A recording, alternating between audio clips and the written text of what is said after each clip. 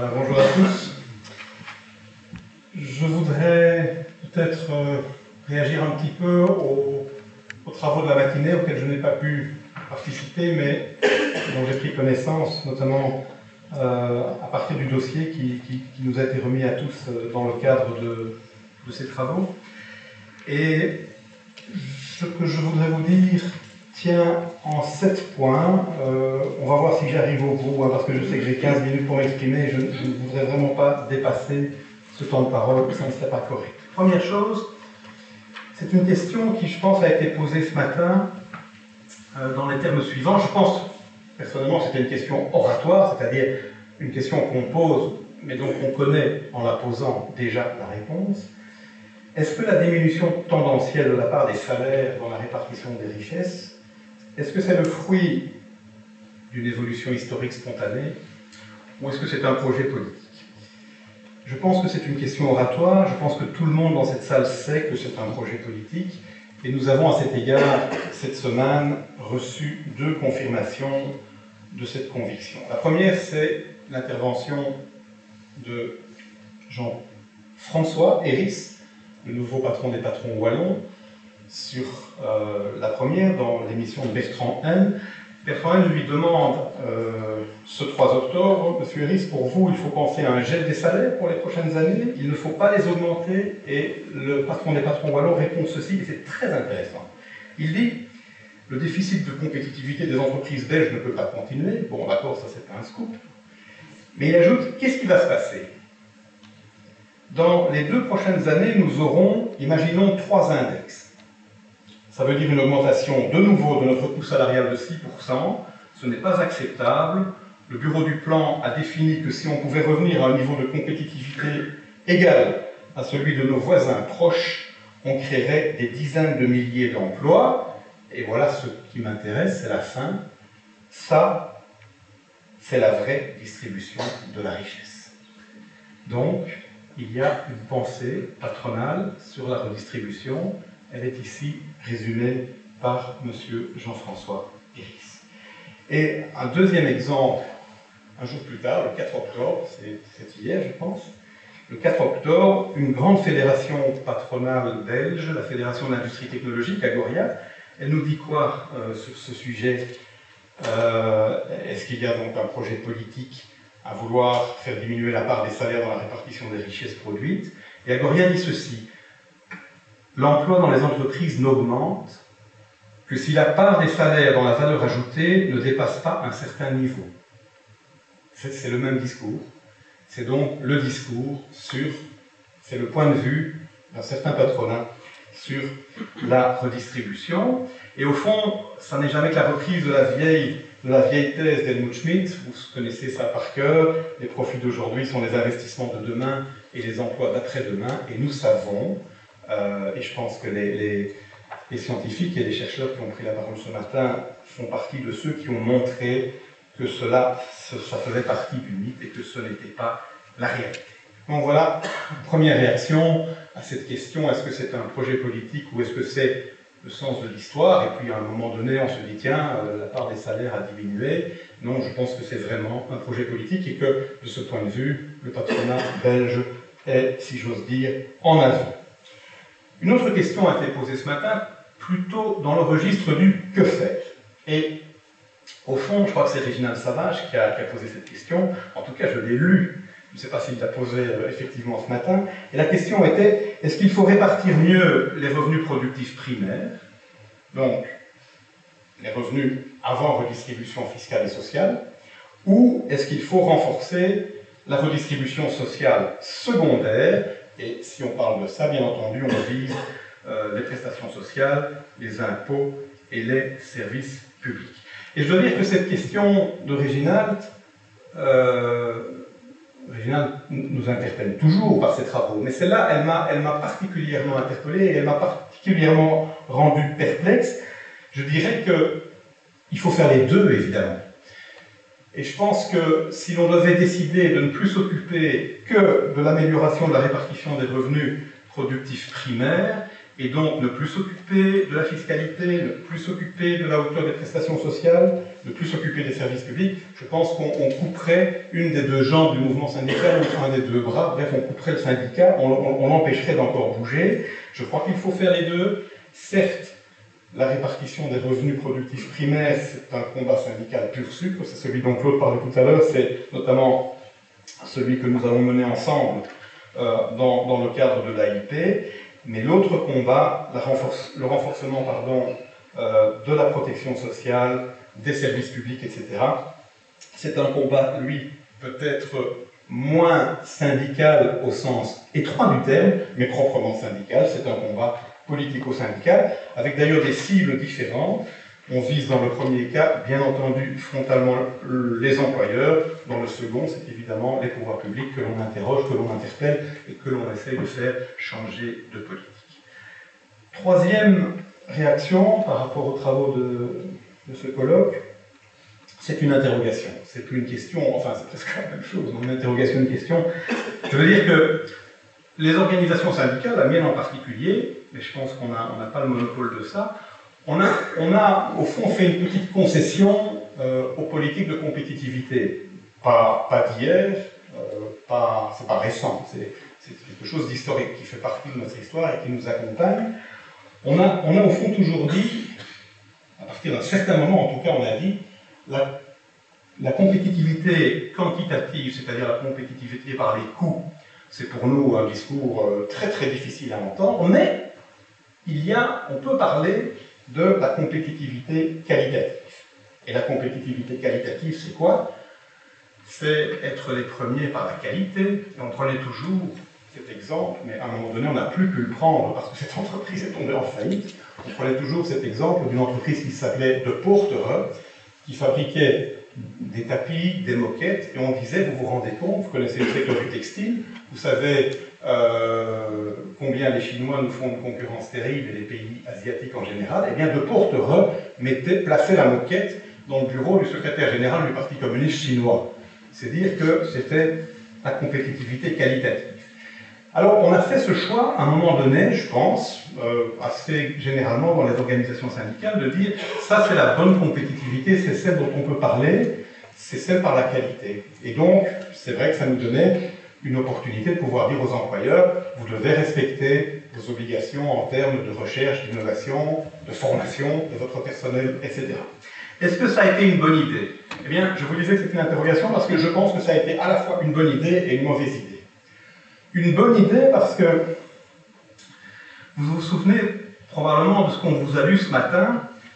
C'est un texte que moi je trouve extraordinaire de la Commission européenne qui dit « S'il existe une relation entre les coûts salariaux unitaires et les performances à l'exportation, donc s'il existe une relation entre la hauteur des salaires et les performances nationales à l'exportation, elle est faible, dit la Commission européenne. Elle est faible. Et elle est faible et de second ordre par rapport à la dégradation de la balance commerciale, les coûts salariaux ne peuvent en être la cause. Donc ça veut dire qu'effectivement, il y a deux problématiques dans la compétitivité, une quantitative et une qualitative. Et de ce point de vue, on a peut-être eu raison de mettre ça en avant. D'un autre côté, c'était peut-être pas vraiment une bonne idée parce que même la compétitivité qualitative, ça reste évidemment quelque chose d'un peu, allez, je dirais, de l'ordre d'un nationalisme revisité, alors que nous savons, et ça a été répété encore, je pense, au cours des travaux de la matinée, que les exigences accrues de rentabilité et de rémunération du capital, eh bien, ce sont des exigences qui ne sont pas nationales, ce sont des standards internationaux. Et donc, est-ce que c'est peut-être une bonne idée? Je laisse cela à votre réflexion si vous le souhaitez. Quatrième point, un constat. C'est vrai que j'étais particulièrement intéressé de lire, je crois, sans en être sûr, si je me trompe, pardon, mais que c'était sous la plume de Michel Husson, la baisse tendancielle de la part salariale dans la répartition des revenus. Cette baisse tendancielle n'est pas seulement problématique du point de vue distributif ou de celui de la justice sociale, mais également dangereuse pour la viabilité et la stabilité du système économique. Je ne pense pas qu'il faut beaucoup s'interroger sur ce qui est écrit ici. Ça me paraît une évidence. Alors, petit clin d'œil, moi ça m'a fait penser à la déclaration de principe de la FGTB. C'est un vieux texte, mais je vais quand même vous lire un petit extrait. Et qu'est-ce qu'elle dit, cette déclaration de principe? La FGTB fait appel à l'action de tous les salariés et appointés en particulier, et de toute la population en général, les intérêts tant moraux que matériels de la très grande majorité de celle-ci étant identiques ou parallèles à ceux des ouvriers, employés et techniciens.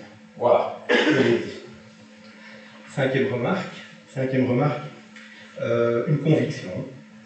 Je pense que dans les combats qui vont venir, qui auront trait à la répartition des richesses et que nous allons mener avec nos collègues amis de la CSC, je pense qu'on doit mettre en avant deux principes. Un principe fondamental pour moi qui est un principe d'éducation permanente et un principe de vérité.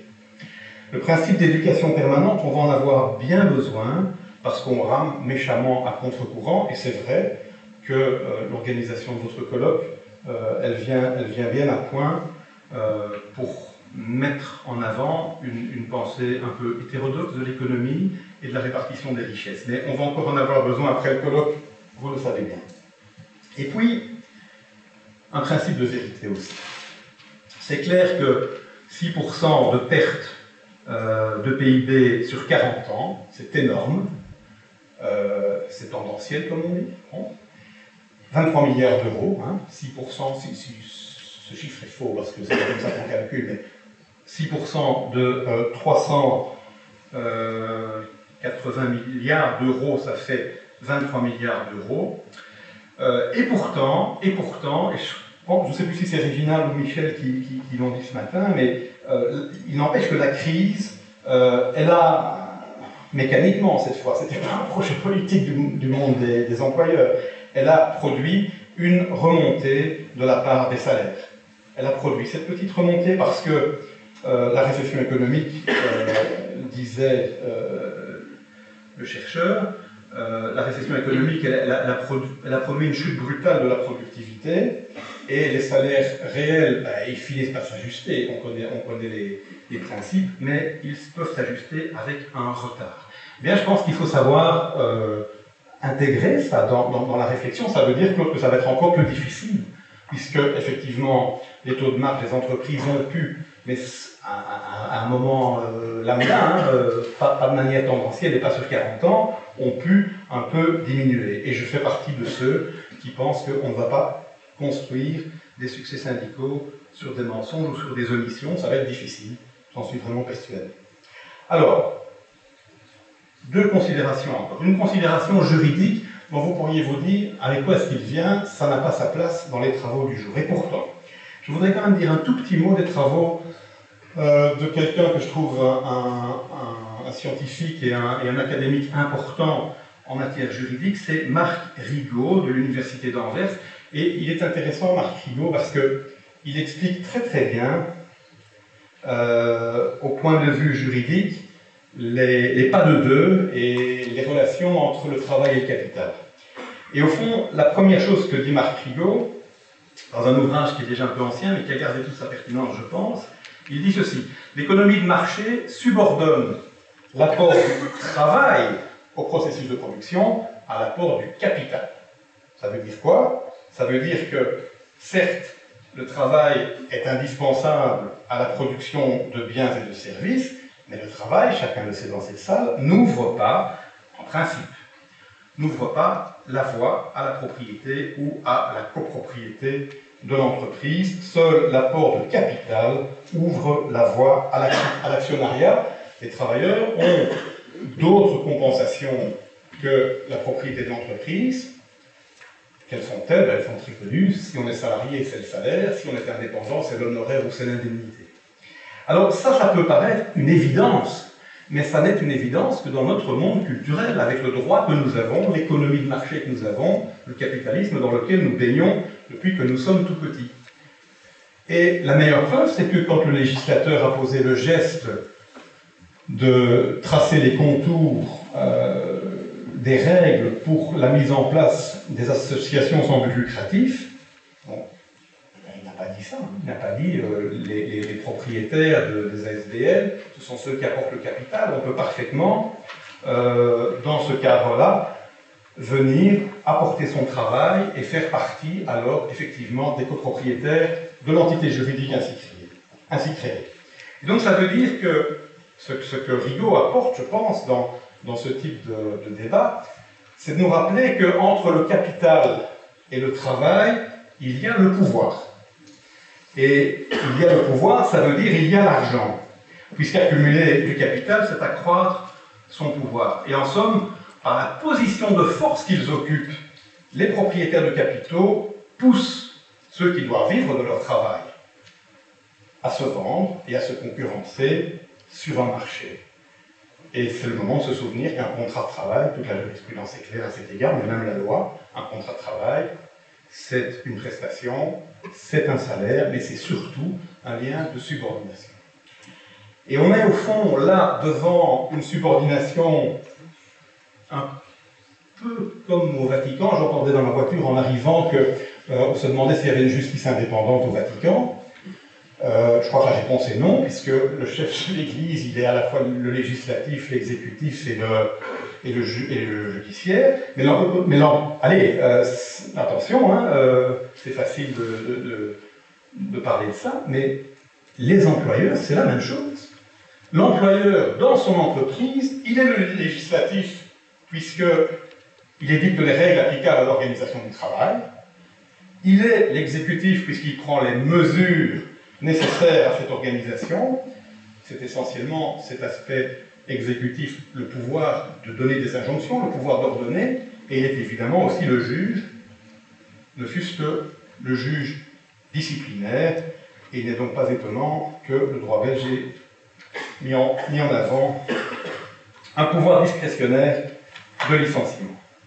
Et j'en arrive, sans avoir trop dépassé mon temps de parole, à ma conclusion. Vous savez qu'en Allemagne, ce sont des chiffres de moi qui me glacent, mais en Allemagne, il y a 750 000 pensionnés qui doivent cumuler leur pension avec un petit boulot. Parce qu'il n'y a pas photo, leur pension ne leur permet pas de vivre, de payer leur loyer, etc. Ils doivent effectivement, à 65, voire à 70 ou à 72 ans, encore faire un petit boulot pour pouvoir nouer les deux, faire bouillir la marmite. Et puis, vous savez aussi que dans ce pays, il y a plusieurs millions de travailleurs qui méritent une rémunération qui tourne autour de 4 € net. Voilà, je pense, quelque chose qui doit nous faire réfléchir. Aussi, quand nous nous apprêtons, comme c'est le cas, ensemble, à partir à l'assaut d'un hypothétique, mais ô combien utile, accord interprofessionnel, je crois que ceci nous indique qu'effectivement, nous faisons partie de ceux qui croient qu'il faut faire contribuer davantage les revenus non salariaux au rétablissement des comptes publics, et certainement aussi au financement d'une relance dont vous me permettrez d'y accoler le terme soutenable, une relance soutenable. Je vous remercie.